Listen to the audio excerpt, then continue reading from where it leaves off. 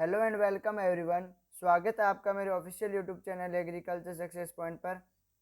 और आज अपने करेंगे सॉइल फिजिक्स के क्वेश्चन। यदि आप चैनल पर नए हैं तो चैनल को सब्सक्राइब करके बेल आइकन को दबा देना और वीडियो को लाइक ज़रूर कर देना। तो आज के लेक्चर में अपने बात करेंगे सॉइल फिजिक्स के क्वेश्चन की बात करेंगे और लगभग अपने 20 क्वेश्चन जो है वो करेंगे। ठीक है ना। तो आप चैनल पर नए हैं तो चैनल को ज़रूर सब्सक्राइब कीजिएगा। अभी कुछ दिन अपने क्वेश्चन सीरीज ही चलने वाली है। तो चलिए, आपका फर्स्ट क्वेश्चन जो है वो आपकी स्क्रीन पे है कि water holding capacity decreasing order. इसने क्या पूछा है कि जो वाटर होल्डिंग कैपेसिटी होती है उसका डिक्रीजिंग ऑर्डर क्या है। डिक्रीजिंग ऑर्डर मतलब घटता हुआ क्रम। ठीक है ना। तो सबसे ज़्यादा वाटर होल्डिंग कैपेसिटी किसकी होती है, तो वो होती है आपकी जो क्ले सॉइल होती है उसकी। ठीक है ना। और सबसे कम किसकी होती है, तो सैंड की होती है। तो इन्होंने पूछा है डिक्रीजिंग ऑर्डर, तो मतलब सबसे पहले अपने को ये देखना है कि जहाँ पे फर्स्ट ऑप्शन आपका क्ले होएगा वो आपका राइट आंसर होएगा। तो इसमें देखिए सैंड दिखा रखा है, तो सैंड की तो क्या होती है, सबसे कम होती है, तो ये आपका ऑप्शन गलत हो गया। सिल्ट उसके बाद में क्ले फिर सैंड, नहीं, सिल्ट से भी ज़्यादा किसकी होती है, क्ले की होती है, तो ये भी ऑप्शन गलत हो गया। फिर इस थर्ड ऑप्शन में दे रखा है कि सिल्ट सैंड और क्ले, क्ले लास्ट के अंदर आ गया, तो ये भी ऑप्शन गलत हो गया। डी ऑप्शन है उसमें दे रखा है कि क्ले की ज़्यादा, सिल्ट की उससे कम और सैंड की उससे कम, तो ये आपका राइट आंसर रहेगा, जिसके अंदर दिखा रखा है कि क्ले की वाटर होल्डिंग कैपेसिटी ज़्यादा है और सैंड की कम है। ठीक है। तो इसके बाद में अपने बात करते हैं सेकंड क्वेश्चन की। The soil moisture is decreasing below the permanent wilting point, मतलब जो आपका PWP पॉइंट है उससे भी कम हो गया moisture in such A way that the water is held very tightly, मतलब बहुत जो है टाइट जो है वाटर का बॉन्ड बन चुका है। And water vapour are surrounding the soil particle is known as, मतलब जो वाटर के मॉलिक्यूल्स हैं वो क्या है, जो अपना सोइल पार्टिकल है उसके बाहर जो है राउंडिंग राउंडिंग ऐसे बन चुके हैं। ठीक है। किस फॉर्म में है ये, वेपर फॉर्म में। और वेपर फॉर्म में वाटर कहाँ पे प्रेजेंट होता है, ये इसने पूछा है, तो ग्रेविटेशनल वाटर है, ये इसका राइट आंसर नहीं होएगा। परमानेंट विल्टिंग पॉइंट तो नहीं हो सकता, क्योंकि इसने स्पष्ट मेंशन कर रखा है कि परमानेंट विल्टिंग पॉइंट से क्या हो चुका है, नीचे जा चुका है, बिलो हो चुका है। ठीक है। हाइग्रोस्कोपिक कोफिशिएंट जो है वो इसका राइट आंसर रहेगा। ठीक है। हाइग्रोस्कोपिक कोफिशिएंट में वाटर कैसा होता है, वेपर फॉर्म में प्रेजेंट होता है, और फील्ड कैपेसिटी का राइट आंसर नहीं हो सकता। इसके बाद में अपने बात करते हैं थर्ड क्वेश्चन की। Which of the following soil porosity can not be changed by tillage operation. इसने पूछा है कि सोइल प्रॉपर्टी, सॉरी पोरोसिटी नहीं है, कौन सी सोइल प्रॉपर्टी है जो क्या है टिलेज के द्वारा अपने चेंज नहीं कर सकते हैं। तो सोइल डेंसिटी भी इसका राइट आंसर नहीं है। सेकंड ऑप्शन दे रखा है सोइल फर्टिलिटी, ये भी इसका राइट आंसर नहीं है। थर्ड ऑप्शन सोइल प्रोडक्टिविटी, ये भी इसका राइट आंसर नहीं है। जो सोइल टेक्सचर है वो इसकी परमानेंट प्रॉपर्टी होती है किसकी, सोइल की, तो इसको क्या है अपने चेंज नहीं कर सकते हैं किसके द्वारा, टिलेज ऑपरेशन के द्वारा। ठीक है। तो जो डी थर्ड क्वेश्चन है उसका आंसर क्या रहेगा, आपका डी ऑप्शन जो है वो राइट आंसर रहेगा। इसके बाद में अपना फोर्थ क्वेश्चन आता है surface tension of water is. Water का इसने क्या पूछा है, सरफेस टेंशन पूछा है। अपनों ने वाटर की प्रॉपर्टीज की थी, उसके अंदर मैंने आपको ये हर एक पॉइंट लिखाया है। सरफेस टेंशन, इसकी जो वेपर प्रेशर होता है वो कितना होता है, डेंसिटी कितनी होती है, तो इसके अंदर मैंने आपको सरफेस टेंशन भी लिखाया था। तो वाटर का सरफेस टेंशन कितना होता है, तो ए ऑप्शन दे रखा है इसने 78, तो ये भी राइट आंसर नहीं है। बी ऑप्शन है 77.2, ये भी इसका राइट आंसर नहीं है। 72.79 पर सेंटीमीटर स्क्वायर इसका क्या होता है, सरफेस टेंशन होता है किसका, वाटर का, तो ये इसका राइट आंसर रहेगा। डी ऑप्शन भी आपका गलत हो जाएगा, 81 भी नहीं होता है, तो सी ऑप्शन पे टिक कर लेना। इसके बाद में अपना आता है fifth question, father of soil chemistry. इन्होंने क्या पूछा है, सॉइल केमिस्ट्री के फादर पूछे हैं। तो देखिए वीवी डोकुचेव है वो क्या है, सॉइल साइंस के फादर है, कहाँ पर, वर्ल्ड के अंदर। ठीक है। थॉमस ग्राहम है वो किसके फादर हैं, कोलोइडल केमिस्ट्री के फादर हैं। ठीक है। और जो जेवी लिविंग देर का सी ऑप्शन, वो किसके हैं, वो है एग्रीकल्चर केमिस्ट्री के फादर हैं। अपनों से किसका पूछा है, सॉइल केमिस्ट्री के, तो सॉइल केमिस्ट्री के कौन है, थॉमस वे, तो डी ऑप्शन जो है इसका राइट आंसर रहेगा। इसके बाद में अपना सिक्स्थ क्वेश्चन आता है, according to USDA coarser sand particle size is. ठीक है। USDA के अकॉर्डिंग अपनों ने दो क्लासिफिकेशन पढ़े थे, एक तो IEEE का और एक USDA का। तो इसने पूछा है कि USDA के अकॉर्डिंग जो कोर्सर सैंड होती है उसका पार्टिकल साइज कितना होता है। तो लेस देन 0.002 mm किसका होता है, ये होता है आपकी क्ले सोइल का। ठीक है। और जो 1 से 2 होता है वो किसका होता है भाई, वो होता है वेरी कोर्सर जो सैंड होती है उसका होता है, ठीक है। और इसके अलावा जो थर्ड ऑप्शन इसमें दे रखा है, एक मिनट इसको रफ कर लेते हैं, जो सी ऑप्शन दे रखा है वो दे रखा है 0.5 से 1, तो ये इसका राइट आंसर रहेगा। ये किसका होता है, अपना जो कोर्सर सैंड होती है उसका यूएसडी के अकॉर्डिंग पार्टिकल साइज होता है, ठीक है। तो पहला ऑप्शन तो क्ले का है, बी ऑप्शन किसका दे रखा था इन्होंने, वेरी कोर्सर सैंड का। तो अपने पास जो थर्ड ऑप्शन बच गया किसका, कोर्सर सैंड का 0.5 से 1, क्योंकि मोर देन 2 mm दे रखा, ये तो ऑप्शन हो ही नहीं सकता, क्योंकि जो पार्टिकल साइज लिखा था वही अपने लिखा था कि 2 mm से कम इनका सॉइल पार्टिकल साइज होता है। तो इसका ऑप्शन राइट रहेगा सी ऑप्शन। इसके बाद में अपने 7 नंबर क्वेश्चन की बात करते हैं, मैक्सिमम एक्यूमुलेशन इन विच होरिजोन, ठीक है। इसने पूछा है कि एक्यूमुलेशन जो है वो कौन से होरिजन में सबसे ज़्यादा होता है। तो देखिए ओ होरिजन भी इसका राइट आंसर नहीं है, बी होरिजन जो होता है इसके अंदर सबसे ज़्यादा एक्यूमुलेशन होता है, और ई होरिजन होता है इसके अंदर क्या होता है, अपना जो सबसे ज़्यादा लीचिंग होती है ना, इसके अंदर सबसे ज़्यादा क्या होती है, लीचिंग होती है, ठीक है। तो इसका राइट आंसर क्या होगा, बी ऑप्शन होएगा। एक्यूमुलेशन सबसे ज़्यादा किस में होता है, अपने बी होरिजोन में होता है, ठीक है। इसके बाद में अपने बात करते हैं 8 नंबर क्वेश्चन की, which of the following is not a textural class. इसने पूछा है कि इनमें से कौन सा टेक्सचरल क्लास नहीं है। यदि आप मेरी सोशल साइंस की क्लासेस डेली ले रहे हैं तो आपके सारे क्वेश्चन जो है वो सही हो रहे होंगे, और ये क्वेश्चन मैंने आपको क्लास के अंदर भी कराया था कि टेक्सचरल क्लास कौन सा नहीं है। तो इसके अंदर मैंने आपको एक शॉर्ट ट्रिक भी बताई थी कि कैसे आपको याद रखना है कि कौन सा टेक्सचरल क्लास है और कौन सा नहीं है। तो जिसके लास्ट के अंदर वाई होता है वो टेक्सचरल क्लास जो है नहीं होता है। याद रख लेना कि जिस शब्द के पीछे वाई लगा हो वो टेक्सचरल क्लास नहीं होएगा। हालांकि जो क्ले होता है उसके तो नाम के अंदर ही वाई होता है, तो ये अपने को याद नहीं रखना है कि क्ले के अंदर वाई आ गया तो ये टेक्सचरल क्लास नहीं होएगा। तो जिस शब्द के अंदर मतलब जिसकी स्पेलिंग ही वाई, स्पेलिंग में लास्ट में वाई आ रहा है तो वो तो माना जाएगा, लेकिन यदि अलग से वाई लगा हुआ है तो वो टेक्सचरल क्लास नहीं होएगा। तो इसके अंदर देखिए सैंड है वो टेक्सचरल क्लास है क्योंकि इसके लास्ट में वाई नहीं आया हुआ है। सिल्ट क्ले, सिल्ट क्ले भी टेक्सचरल क्लास है क्योंकि क्ले में तो क्या है इसके नाम के अंदर वाई है, तो ये भी इसका टेक्सचरल क्लास है। सैंडी, इसके लास्ट में देखो वाई एक्स्ट्रा से आ गया, ठीक है, तो ये जो है टेक्सचरल क्लास नहीं है। क्ले सैंड भी क्या है, टेक्सचरल क्लास है। इसने पूछा कि कौन इनमें से कौन सा टेक्सचरल क्लास नहीं है, तो इसका जो ऑप्शन राइट आंसर होएगा वो क्या होएगा, सी ऑप्शन होएगा आपका, ठीक है। सैंडी, सैंडी जो है वो टेक्सचरल क्लास नहीं है। इसके बाद में जो है 9 नंबर क्वेश्चन की बात करते हैं, प्लेटी structure is found in which horizon, ठीक है। प्लेटी जो स्ट्रक्चर होती है वो कौन सी होरिजोन के अंदर प्रेजेंट होती है। तो बी होरिजोन, सी होरिजोन, ओ होरिजोन, ए होरिजोन। तो इसका राइट आंसर क्या रहेगा, इसने पूछा है जो प्लेटी स्ट्रक्चर है वो कौन से होरिजोन में प्रेजेंट है। तो जब मैंने सॉइल स्ट्रक्चर टॉपिक कराया था तो उसके अंदर मैंने हर एक स्ट्रक्चर का दिखाया था कि इसके अंदर कौन सा होरिजोन प्रेजेंट होएगा। तो प्लेटी स्ट्रक्चर है वो कौन से होरिजोन के अंदर प्रेजेंट होती है, तो वो होती है ए होरिजोन के अंदर। तो इसका राइट आंसर क्या रहेगा, जो आपका डी ऑप्शन है वो इसका राइट आंसर रहेगा। और एक चीज़ कि जो प्लेटी स्ट्रक्चर होती है इसके अंदर सॉइल कौन सी प्रेजेंट होती है ज़्यादातर, तो वो होती है आपकी क्ले सॉइल, ठीक है ना। तो इसका राइट आंसर अपने पास क्या आ जाएगा, ए जो डी ऑप्शन है इसका वो इसका राइट आंसर रहेगा, ठीक है। ए होरिजोन होता है इसके अंदर जो है ए होरिजोन होता है वो प्लेटी स्ट्रक्चर के अंदर प्रेजेंट होता है।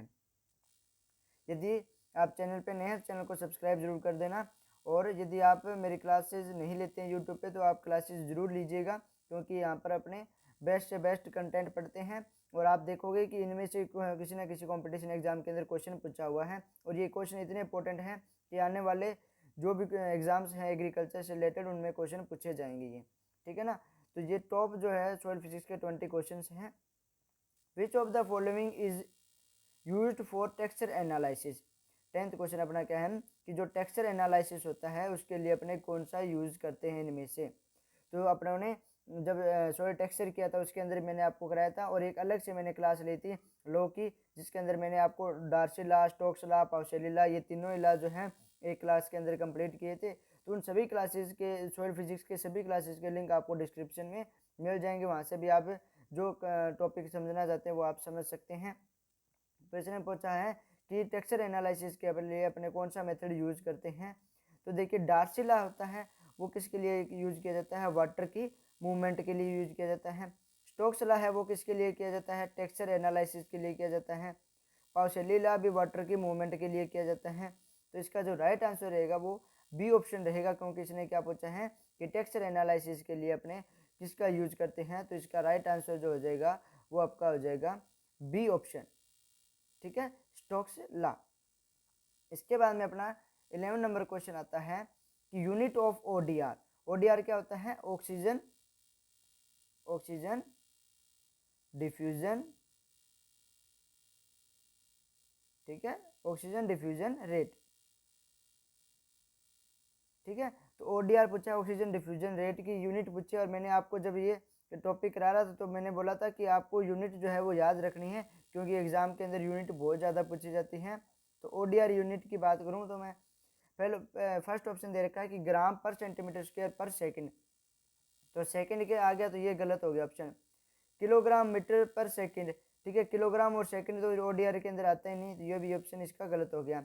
ग्राम पर सेंटीमीटर स्क्वायर पर मिनट, ये जो है इसका सी ऑप्शन जो है वो राइट आंसर रहेगा, क्योंकि ओडीआर की यूनिट क्या होती है, ग्राम पर सेंटीमीटर स्क्वायर पर minute. All of the above तो आ ही नहीं सकता, क्योंकि पहला ऑप्शन भी गलत शो हो रहा है और सेकंड भी, ठीक है। तो इसका राइट आंसर क्या रहेगा, सी ऑप्शन रहेगा, ग्राम पर सेंटीमीटर स्क्वायर पर minute.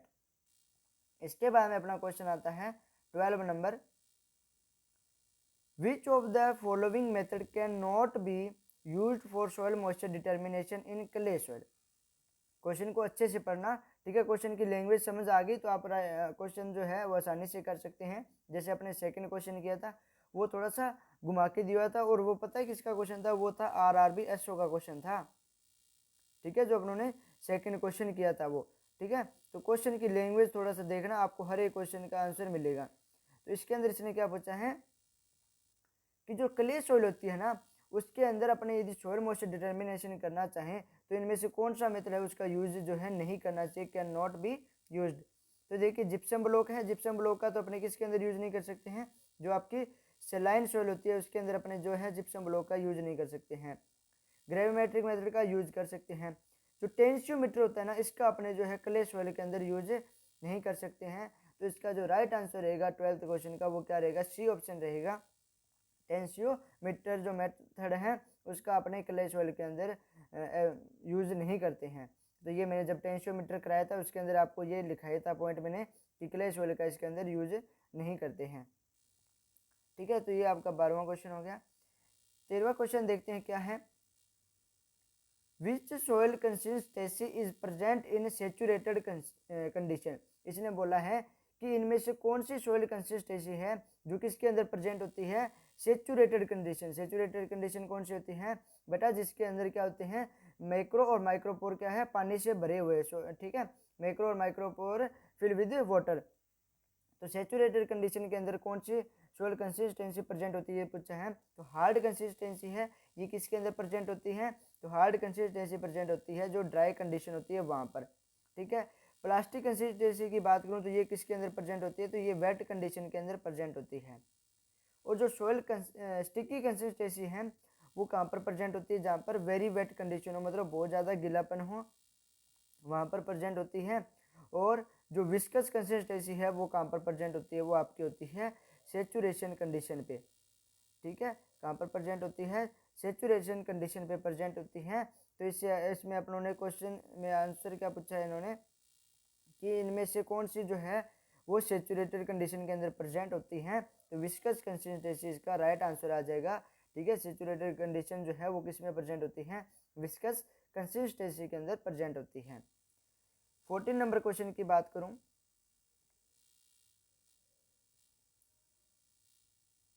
PF value of upper plasticity. जो अपर प्लास्टिसिटी होती है उसकी पीएफ वैल्यू क्या होती है, तो पीएफ वैल्यू मैंने आपको कराया था चैप्टर, उसके अंदर मैंने हर एक चीज़ की पीएफ वैल्यू भी लिखाई हुई थी, ठीक है ना। ओवन ड्राई सॉइल या फील्ड कैपेसिटी हो गया, परमानेंट विल्टिंग पॉइंट हो गया, इन सभी की अपनों ने फील्ड कैपेसिटी की बात की थी, सॉरी अपर प्लास्टिसिटी सॉरी पीएफ वैल्यू की बात की थी, है ना, ठीक है। तो पीएफ वैल्यू की जब बात आती है और इसने पूछा क्या है अपर प्लास्टिसिटी, अपर प्लास्टिसिटी की कितनी होती है, तो 0.5 होती है। और यदि आपसे पूछा जाए लोअर प्लास्टिसिटी की, तो लोअर प्लास्टिसिटी की कितनी होती है 2.8। तो फर्स्ट ऑप्शन देखिए 2.5 दिया तो ये भी नहीं होएगा, अपर प्लास्टिसिटी का पूछा हुआ है। 15 भी नहीं होएगा, 2.8 तो है ये लोअर प्लास्टिसिटी का, ये भी नहीं होएगा। तो राइट आंसर इसका डी ऑप्शन रहेगा। अपर प्लास्टिसिटी की कितनी होती है? 0.5 होती है पी एफ वैल्यू। इसके बाद में अपने नेक्स्ट क्वेश्चन पे देखते हैं।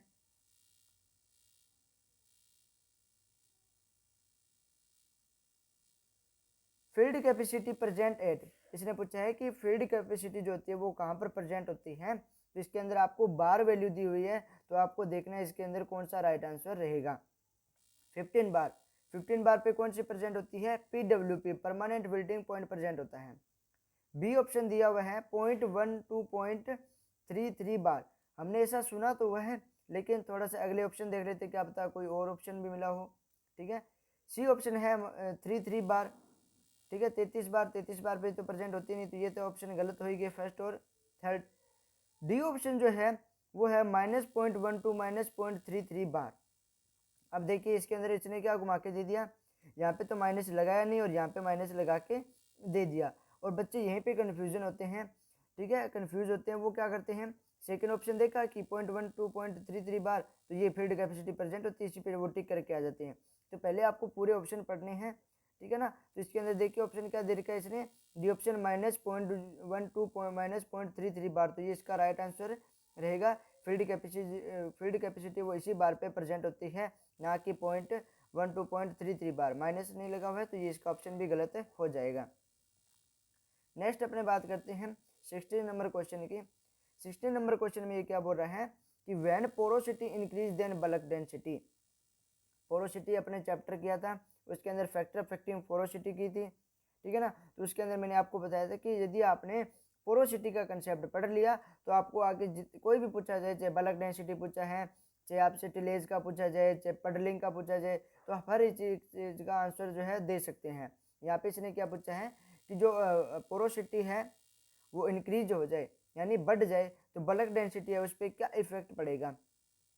तो इंक्रीज होएगी, नहीं इंक्रीज तो नहीं होती, क्योंकि ये क्या होती है, पोरोसिटी जो होती है वो रिलेटिव प्रोपोर्शनल होती है किसके, बल्क डेंसिटी के, है ना, बल्क डेंसिटी के प्रोपोर्शनल तो होती है। तो इसके अपने को क्या याद रखना है कि जब पोरोसिटी इंक्रीज होएगी तो बल्क डेंसिटी क्या होगी, डिक्रीज होएगी। ठीक है, तो इसके अंदर देखिए डिक्रीज वाला ऑप्शन कौन सा है, फर्स्ट तो है इंक्रीज, बी ऑप्शन जो है वो डिक्रीज है, तो राइट आंसर इसका बी रहेगा। इक्वल तो होती नहीं है और नो इफेक्ट तो पड़ता है इसका कि इंक्रीज होएगी तो बल्क डेंसिटी डिक्रीज होएगी। इसके बाद में अपने बात करते हैं 70 नंबर क्वेश्चन की। अपने ये 16 नंबर कर लिया, अच्छा ये नंबर गलत लगा हुआ है, 17 आना है। ठीक है, 0 to 15 centimetre top layer of 1 hectare land is called. ठीक है, इसने बात की है कि 0 से 15 सेंटीमीटर जो टॉप लेयर होती है, ठीक है, 1 हेक्टेयर की, तो उसको क्या बोलते हैं। तो ये भी टर्म मैंने आपको कराई हुई है। रिगोलिथ, रिगोलिथ तो क्या होता है, A+B+C। रिगोसोल क्या होता है, ऐसी सॉइल प्रोफाइल जिसके अंदर सॉइल ओरिजिन जो है वो डेवलप्ड नहीं हुए हो, ठीक है, कंप्लीटली सॉइल प्रोफाइल नहीं हो, तो उसको अपने रिगोसोल बोलते हैं। ठीक है ना, और इसके लिए एक टर्म और यूज होती है, कौन सी, एजोनल सॉइल। ठीक है, तो लैंड नहीं हो सकता इसका आंसर, फ्रोसलाइज होता है वो इसका राइट आंसर रहेगा।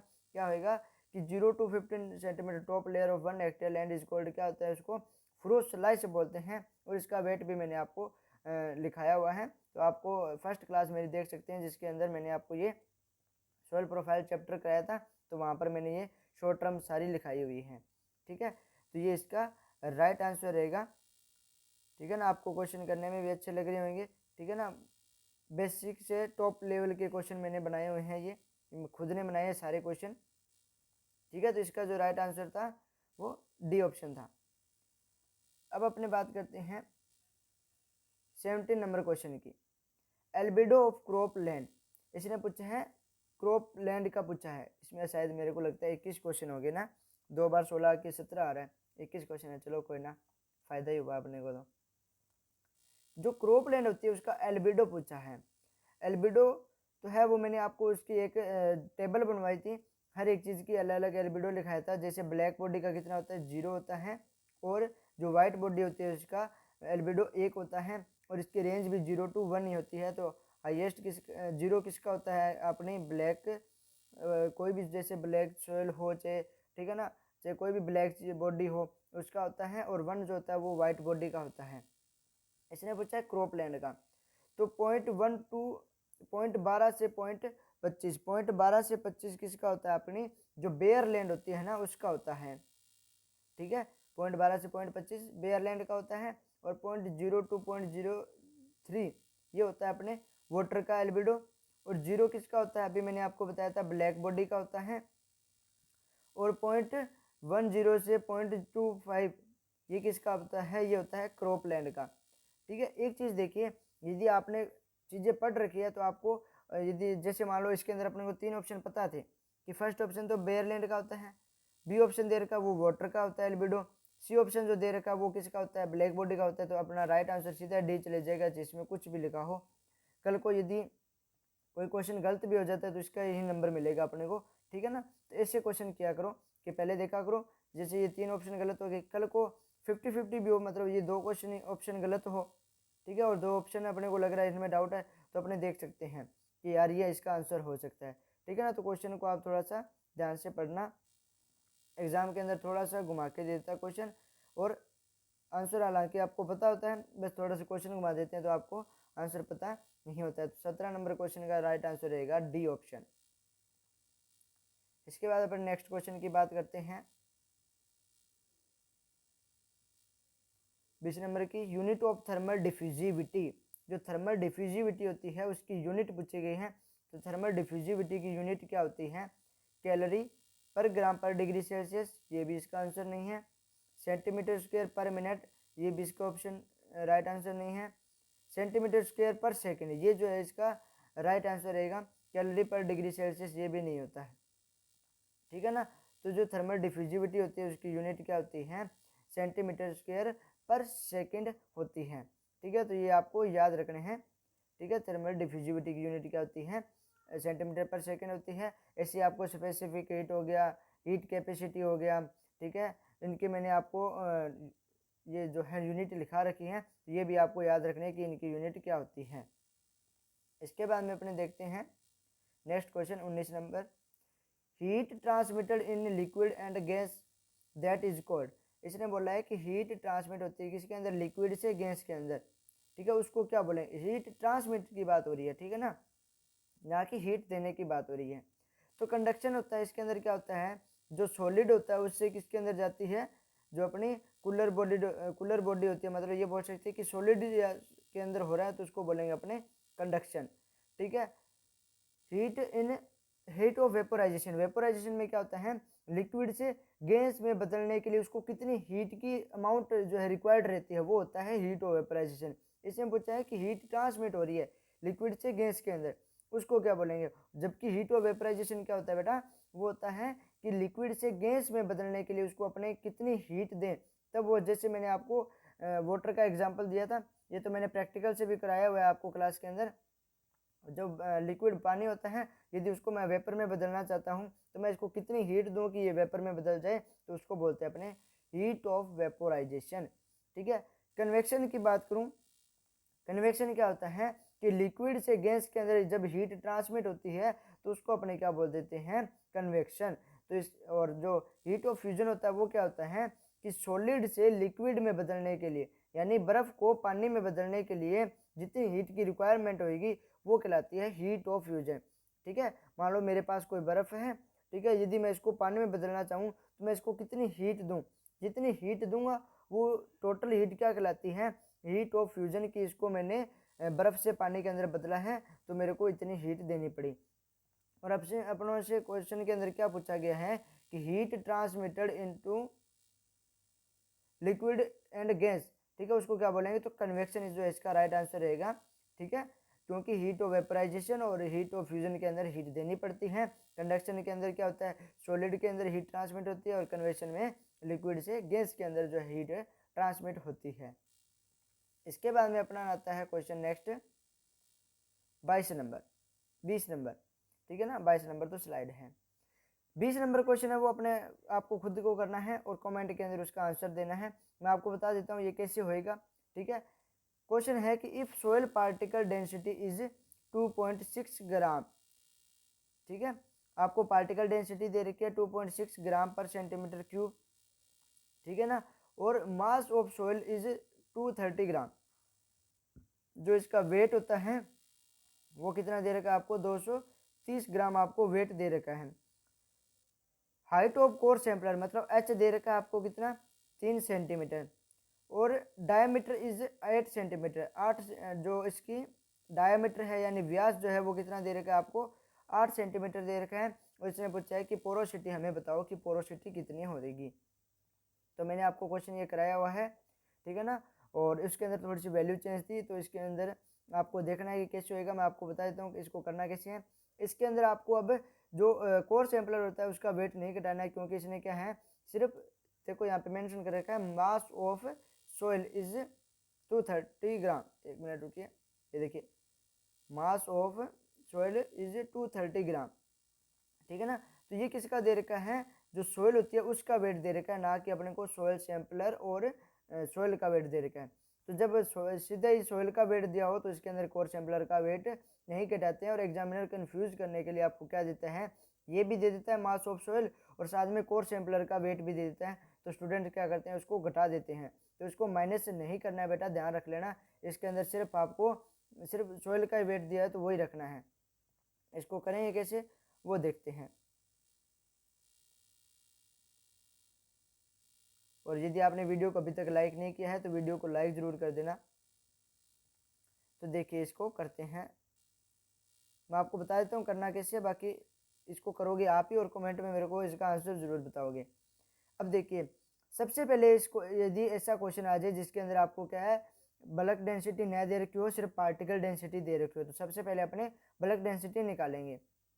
बल्क डेंसिटी कैसे निकालेंगे, मास अपॉन वॉल्यूम, ठीक है। मास क्या होता है वेट सोइल का, वॉल्यूम क्या होता है पाई आर स्क्वायर एच, इसका फॉर्मूला होता है।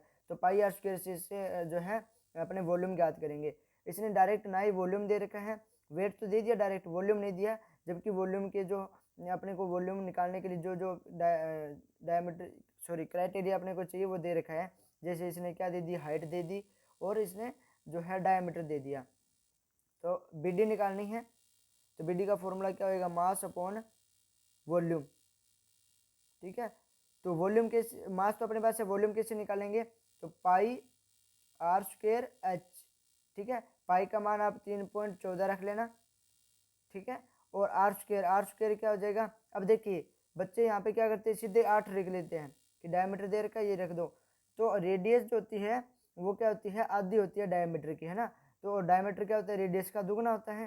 तो ये दे रखा है 8 सेंटीमीटर, तो रेडियस कितनी हो जाएगी, 4 सेंटीमीटर जो है हो जाएगी। तो अपने क्या लिख सकते हैं, 4 × 4।